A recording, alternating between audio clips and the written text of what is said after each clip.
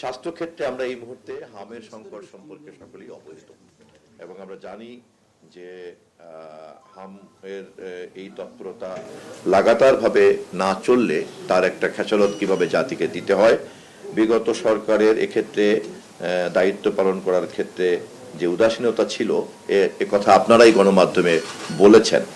দায়িত্ব গ্রহণের পর আমরা হাম রোগের প্রাদুর্ভাব ও টিকার স্বল্পতাজনিত চ্যালেঞ্জের সম্মুখীন হই।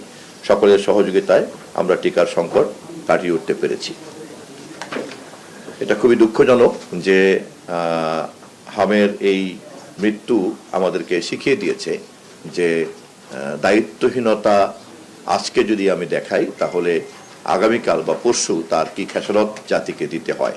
সময়ের সাথে সাথে দেখা দেয় নিত্য নতুন প্রয়োজন। রেডি থাকতে হয় প্রতি মুহূর্ত। তাই এলো ইনোভার, যেন আপনি লাইফে থাকেন রেডি প্রতিদিন। Innova, designed for now. হাম আক্রান্ত ও ঝুঁকিপূর্ণ শিশুদের ভিটামিন এ খাওয়ানো হচ্ছে। ভিটামিন এ প্লাস ক্যাম্পেইন দ্রুত বাস্তবায়ন করার জন্য ক্রয় প্রক্রিয়া চলমান। ইউনিসেফ 10ই জুনের মধ্যে ভিটামিন এ ক্যাপসুল নিয়ে আসবে।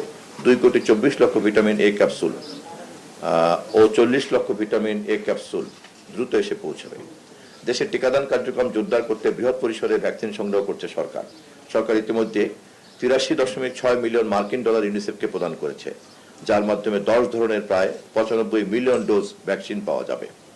এ মাসের 3রা মে প্রথম চালানের 15 লাখের বেশি ডোজ আইপিভি ভ্যাকসিন দেশে পৌঁছেছে। 6 মে আরও 15 লাখ ডোজ এমআর এবং 9 লাখ ডোজ টিবি ভ্যাকসিন এসেছে। দেশে টিসিবি ও এইচভিপি ভ্যাকসিনের পর্যাপ্ত মজুদ এখন রয়েছে। নতুন সরবরাহের ফলে আগামী 8 থেকে 12 মাস ভ্যাকসিনের কোনো ঘাটতি হবে না ইনশাআল্লাহ। দেশের প্রাথমিক স্বাস্থ্যসেবা নিশ্চিত করতে 1 লক্ষ নতুন স্বাস্থ্যকর্মী নিয়োগের ঘোষণা দেওয়া হয়েছে। সঠিক ও গুণগত স্বাস্থ্যসেবা পৌঁছাতে ই হেলথ কার্ড চালুর সিদ্ধান্ত নিয়েছে সরকার।